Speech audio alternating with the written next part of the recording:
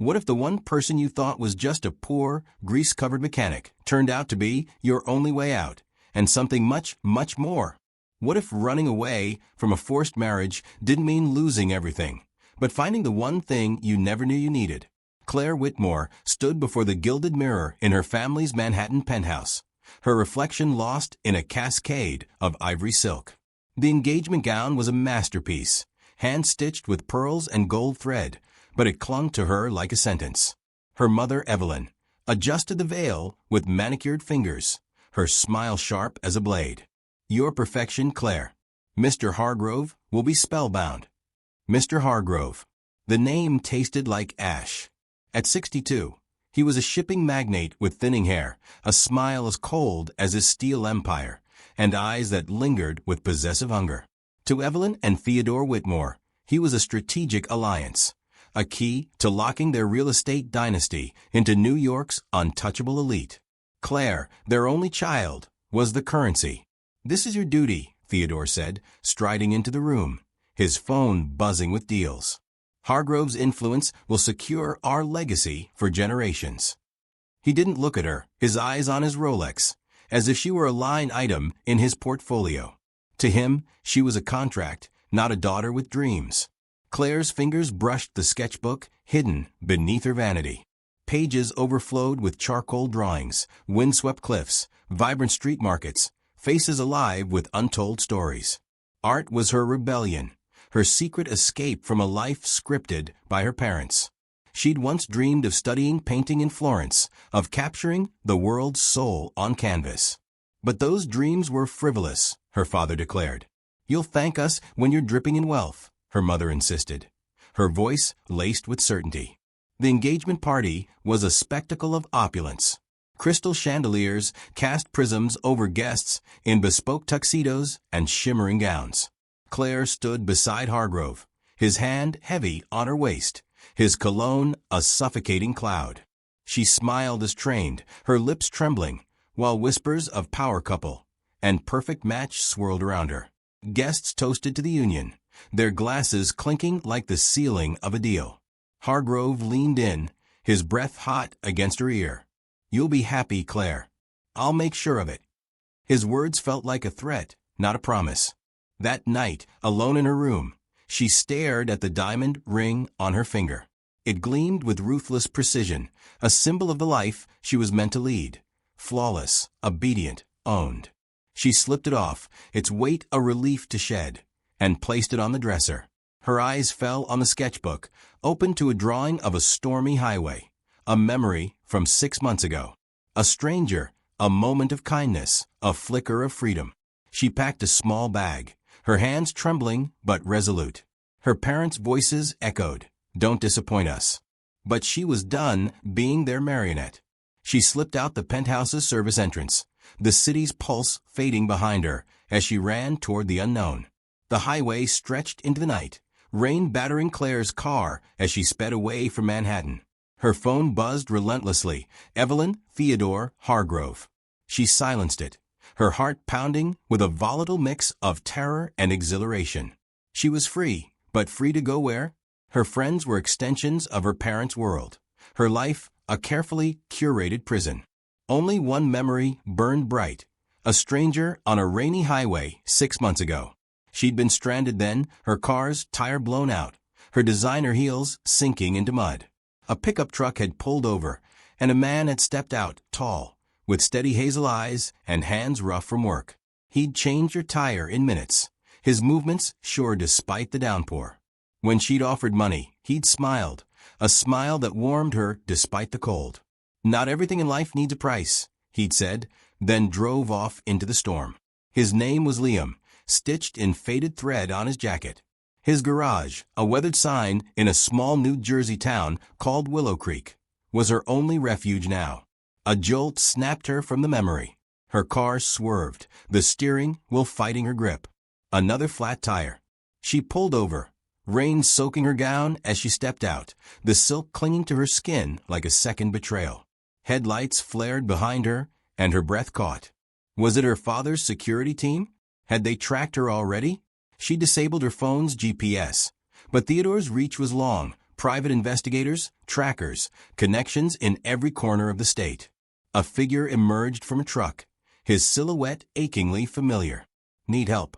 His voice was calm, cutting through the storm's chaos like a lifeline. Claire's knees nearly buckled. It was him, Liam. She nodded, words trapped in her throat, and watched as he knelt by her car, tools in hand. He didn't ask why she was there, didn't comment on her drenched gown or the panic in her eyes. He just fixed the tire, his hand steady, then looked at her. "You okay?" She wasn't. Her chest heaved, tears mixing with rain. "I don't know where to go," she whispered, her voice breaking. "I can't go back." He studied her for a moment, his eyes searching but kind. "Come with me," he said, jerking his head toward his truck. "Willow Creek's not far. You'll be safe there." She hesitated, fear and trust warring inside her. But something in his gaze, the same quiet strength from 6 months ago, made her nod. She climbed into his truck, the warmth of the cab a stark contrast to the storm outside. As they drove, the silence was heavy but not uncomfortable. She stole glances at him, his strong jaw, his hands steady on the wheel, his calm like an anchor. For the first time that night, she felt a flicker of hope. Liam's auto shop was a world apart from Manhattan's polish. Tucked on the edge of Willow Creek, it smelled of oil, rust, and possibility. The concrete floor was scarred with years of work, tools hung on pegboards, and a crackly radio played Springsteen's Thunder Road. Liam led her inside, his boots scuffing the floor. "You look like you're running from hell itself," he said, handing her a clean towel. "Want to talk?" Claire hesitated, the weight of her life pressing down. Then it poured out, the engagement, Hargrove, her parents' empire, the suffocating expectations. She told him about the penthouse that felt like a museum, the friends who were her parents' spies, the dreams of art school she'd buried under their demands. Her voice broke as she admitted she had no one, nowhere to go. Liam listened, his hazel eyes steady, his silence a safe harbor in the storm of her confession. "Stay here," he said when she finished. "There's a cot in the back room. Tomorrow, you can help out in the shop. Earn your keep." She blinked, stunned. "Why would you help me? You don't even know me." He shrugged, a half-smile softening his face. "Not everything in life needs a reason." The back room was sparse, a narrow cot, a chipped sink, a flickering bulb. It was nothing like her marble-floored bedroom, but it felt like freedom. Claire changed into the worn jeans and flannel shirt Liam gave her, the rough fabric grounding her. She lay awake that night, the hum of crickets blending with the distant clank of tools Liam was still using in the shop. For the first time in years, she wasn't afraid of tomorrow. She didn't know what it held, but it was hers to face. The next morning, Liam showed her the basics, how to clean spark plugs, scrub engine parts, organize tools. Her hands, once soft from a life of luxury, blistered quickly, but she didn't care. Each task was a step away from the girl she'd been. She watched Liam work, his movements precise, his patience endless. He didn't treat her like an heiress or a runaway, just Claire, someone learning, someone trying. By the end of the week, she'd rebuilt her first carburetor, her hands trembling with pride as Liam nodded. "Not bad, city girl." Months passed, and the garage became Claire's universe. She traded silk for denim, her manicured nails now chipped and stained with grease. Liam taught her the shop's rhythm, how to dismantle a carburetor, spot a worn belt, rebuild an engine block. Her hands learned the weight of wrenches, her heart the thrill of mastering something real.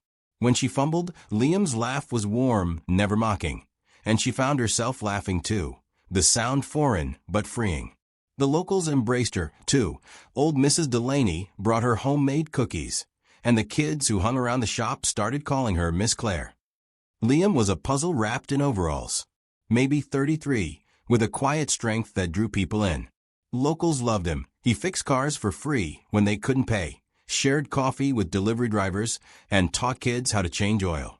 He'd sit with Old Man Jenkins, a retired mechanic, swapping stories about vintage Fords, his eyes lighting up with a passion that made Claire's heart skip. But there were cracks in his simplicity. Late-night calls he took in hushed tones, blueprints tucked under manuals, a sleek laptop he closed when she entered. Once she glimpsed an email, EcoPulse Tech, $50 million deal signed. Another time, she overheard him on the phone, his voice sharp. No, I'm not moving to Silicon Valley. This is where it happens. She didn't pry, and he didn't explain, but the mystery only deepened her curiosity. Claire was transforming, too. She wasn't the Whitmore heiress, defined by wealth and duty. She was Claire, who could strip an engine and sketch the curves of a '69 Camaro in her notebook. Her art came alive again, charcoal drawings of the garage's chaos. Liam's hands on a wrench, the glow of a welding torch, the smile of a customer driving away. She sketched the town, too. The diner's neon sign, the willow trees along the creek, the faces of people who'd become her community. Each drawing was a piece of her new life, a life she was building, not inheriting. One evening, they sat on the garage roof, sharing a pizza, as the sun bled orange across the horizon. The town below twinkled, a world apart from Manhattan's cold glare. "Why do you stay here, Liam?" she asked. "You're too good for this place. You could be anywhere." He stared at the skyline, his jaw tight. "This shop keeps me grounded. I grew up with nothing, Claire, foster homes, empty stomachs. This place, these people, they're my roots. They remind me who I am, not what the world expects." He paused, his voice softening. "What about you? What's keeping you here?" She looked at him, her heart racing. "You," she said, before she could stop herself. "This. A life that feels real." His eyes met hers, and for a moment, the world fell away. She reached for his hand, her fingers brushing his calluses. He didn't pull away, and the air crackled with unspoken possibility. They were falling for each other, not in grand gestures, but in quiet moments. Shared tools, late-night laughs, the brush of hands over an engine. One night, as they worked late on a stubborn transmission, their fingers tangled over a wrench. Their eyes locked, and Claire felt the pull to lean in, to close the distance. A customer's arrival broke the moment, but the spark lingered, a promise of something more. The peace shattered on a muggy Wednesday morning. A black SUV rolled into the garage, its polished exterior a stark contrast to the shop's grit. Claire's stomach dropped as her parents stepped out, Evelyn in a tailored blazer, Theodore's face a storm of fury. Behind them, two men in dark suits lingered, their presence a silent threat. A third figure emerged, Hargrove himself, his smile oily, his eyes glinting with ownership. "Claire," Evelyn snapped, her voice slicing through the air. "This is where you've been hiding? In this slum?" Theodore's gaze locked on Liam, who stood wiping his hands on a rag, his posture calm but alert. "You've had your little rebellion," Theodore said. "Get in the car. We're going home." Claire's hands clenched, her nails digging into her palms. "This is my home now." Hargrove stepped forward, his voice smooth but menacing. "Come now, Claire. You're meant for better things than this grease pit. I'm offering you a life most women would kill for." Evelyn's laugh was sharp, like shattering glass. "A life? With him? A filthy mechanic? He's after your trust fund, Claire. Don't be a fool." Liam stepped forward, his voice low but firm. "She's here because she chose to be. You don't own her anymore." Theodore's sneer was venomous. "You think you're a hero? I'll have this dump leveled by morning. And you," he jabbed a finger at Liam, "I'll ruin you. One call, and your life is over." Hargrove's smile widened, predatory. "You're out of your depth, boy. She's mine." Claire's heart pounded, but Liam didn't flinch. "You're scaring her," he said, his eyes steady. "All of you. Leave." The air crackled with tension. Evelyn grabbed Claire's arm, her grip bruising, but Claire yanked free, stepping closer to Liam. "I'm not going back," she said, her voice trembling but resolute. "Not to you. Not to Hargrove. I'm done being your pawn." Theodore's face darkened, his voice a low growl. "You'll regret this. Both of you." He stormed back to the SUV, Evelyn and Hargrove following, her heels clicking like a countdown, his glare lingering like a promise of retribution. The men in suits stayed a moment longer, their eyes cold and assessing, before climbing into the vehicle. As the SUV peeled away, Claire's knees buckled, but Liam caught her, his hand steady. "You okay?" he asked, his voice soft but anchoring. She nodded, tears burning her eyes. "They'll come back. They always do." "Let them," he said, his jaw set. "You're not facing them alone." That night, Claire couldn't sleep. She sat on the cot, sketching furiously, her parents' faces twisted with anger, Hargrove's possessive stare, Liam's eyes steady and kind. The garage felt like a fortress, but she knew her parents' reach. Theodore had ruined competitors with a phone call. Evelyn had manipulated entire social circles to bend to her will. Hargrove's wealth made him untouchable. They wouldn't stop, not until they dragged her back or destroyed everything she'd found. She clutched her sketchbook, her hands shaking, and drew Liam's face again, anchoring herself in his strength. The next morning, the garage was a battlefield. News vans clogged the road, cameras flashing, reporters shouting questions. Claire watched, bewildered, as a headline scrolled across a van screen. EcoPulse Tech's mystery CEO revealed. Liam Carver, mechanic by day, innovator by night. Liam stood in his oil-stained overalls, his face unreadable, as the world unraveled his secret. He wasn't just a mechanic. He was the founder of EcoPulse Tech, a startup revolutionizing electric vehicles with sustainable battery technology. A $50 million deal with a global energy firm had thrust him into the spotlight. His garage, his simple life, was a deliberate choice to stay grounded while building a future that could change the world. He'd started EcoPulse in secret, working nights in the garage, prototyping batteries that could power cities, all while fixing cars for Willow Creek's residents. Claire's mind reeled. The blueprints she'd glimpsed, the late-night calls, the laptop he hid. It all clicked.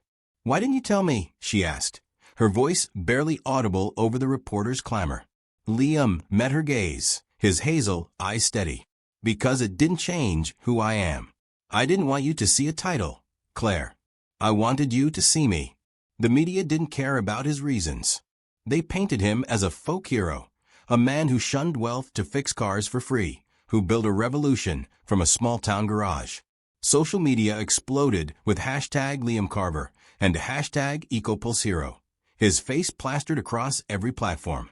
Locals crowded the shop, not for repairs, but to shake his hand, their pride palpable. A teenage girl, whose bike Liam had fixed for free, told a reporter, "He's one of us. Always will be." Old Man Jenkins, the retired mechanic, clapped Liam on the shoulder, his eyes misty. "Knew you were something special, kid." Then came the second blow. A leaked audio of Evelyn, Theodore, and Hargrove's confrontation hit the internet, recorded by a shop-hand's phone. Their threats to destroy Liam, their dismissal of Claire's choices, Hargrove's possessive claim. It was all laid bare. The public turned on them. Hashtag Whitmore scandal and hashtag Hargrove exposed trended as their business partners fled, their contracts canceled, their empire crumbling under the weight of their own words. Once untouchable, the Whitmores and Hargrove were now pariahs, their legacy shattered by their greed and arrogance. Claire watched from the garage, her heart torn. She didn't want their downfall, but she couldn't forgive them. They tried to sell her future, to control her life like one of their deals. Now the world saw them for what they were, power-hungry, heartless. She felt no joy, only a hollow relief. She looked at Liam, surrounded by reporters, but still helping a customer with a flat tire, and felt a surge of gratitude. He'd given her more than a place to hide. He'd given her a life. Months later, the garage was quieter, but the world buzzed with Liam's name. EcoPulse prototypes were hailed as the future of transport, and investors clamored for his time. Yet Liam stayed true, wrench in hand, helping a single mom fix her minivan for free, teaching a kid how to change a tire. Claire watched him, her heart swelling. He wasn't the CEO the world saw. He was the man who'd given her a home when she had nothing, who'd seen her when she was invisible. One evening, they sat on the garage roof, the stars bright above Willow Creek. Claire held her sketchbook, now a tapestry of their life, Liam laughing with a customer, the shop at dawn, their hands brushing over a shared tool. Her art was part of EcoPulse now, her designs shaping their vehicles, her vision woven into their mission. They were partners in every sense, building something greater than themselves. "I'm sorry I kept it from you," Liam said, breaking the silence. Ecopulse, the deal. I didn't want it to come between us. Claire took his hand, tracing the calluses that told his story. It didn't. I didn't fall for a CEO, Liam. I fell for the man who fixed my tire in the rain, who gave me a chance when I had nothing. He looked at her, his eyes soft but intense. And you gave me something, too. You saw me, Claire, not the headlines, not the money. Just me. She leaned in, their lips meeting in a kiss that was slow, real, a promise etched in time. When they parted, tears glistened in her eyes. I'm scared, she admitted. The world's watching now. What if this changes us? It won't, he said, his voice steady as stone. Because this, he gestured to the garage, the stars, her hand in his. This is what's real. The rest is just noise. They sat in silence, the night wrapping around them. Claire thought of the girl she'd been, trapped, voiceless, afraid. She wasn't that girl anymore. She was Claire, who could rebuild an engine and paint a future with the man she loved. The world could keep its spotlight. She had everything she needed right here. But a small part of her wondered if the past was truly gone. Her parents' silence felt too heavy, like a storm waiting to break. For years later, the garage was still their anchor. Ecopulse had a gleaming office in Newark, but Liam kept the shop alive, hiring locals and teaching kids about engines. Claire's designs were in every prototype, her art the heartbeat of their mission. They were partners in every way, work, love, life, building a future on their own terms. The shop had expanded, too, with a small art studio in the back where Claire taught sketching to Willow Creek's kids, her laughter mingling with theirs as they drew cars and trees and dreams. The Whitmores were a fading memory. Their empire, once a titan, was sold off in pieces, their name synonymous with scandal. Hargrove's shipping company faced lawsuits, his reputation in tatters. Claire didn't hate them, she pitied them. They'd chased power, never knowing the joy of a greasy wrench, a shared pizza under the stars, or the quiet strength of choosing your own path. She sent them a letter, not out of anger, but closure. I'm happy, she wrote. I hope you find what that means someday. She included a sketch of the garage at sunrise, a small olive branch. She never got a reply, and she didn't need one. Liam never changed. He still stopped to help strangers on the highway, still waved off payment with that warm, crooked smile. The world called him a visionary, a disruptor, a hero. But to Claire, he was the man who'd seen her when she was invisible, who'd given her a home when she was lost. One evening, as they worked late in the garage, Claire paused, her hands smudged with grease. She looked at Liam, his focus on an engine, his quiet strength filling the space. You know, she said, her voice soft, I used to think love was a transaction. A ring, a deal, a name. But you showed me it's this. She gestured to the cluttered shop, the radio humming a Springsteen tune, their shared life. It's showing up day after day, no matter what. It's choosing each other. Liam set down his wrench, his eyes locking on hers. And you showed me I don't have to do it alone. He pulled her close, and they stood there, surrounded by tools and dreams, the hum of the radio weaving through the air. Claire's heart was full, but tears welled as she thought of the journey, her escape, her fear, the moment she'd chosen this life. She buried her face in Liam's chest, his heartbeat steady against her cheek. I was so lost, she whispered. And you found me. No, he said, his voice thick with emotion. We found each other. The world could keep its headlines, its empires, its cages. In that small-town garage, they had everything, love, purpose, a life unscripted. As Claire leaned into Liam's arms, the weight of her past dissolved, replaced by a future they'd build together. One moment, one choice, one heartbeat at a time. She closed her eyes, her soul at peace, knowing she'd found not just love, but a home, a place where she was enough, exactly as she was. And as the stars burned bright above Willow Creek, Claire knew, with every fiber of her being, that she'd never be lost again.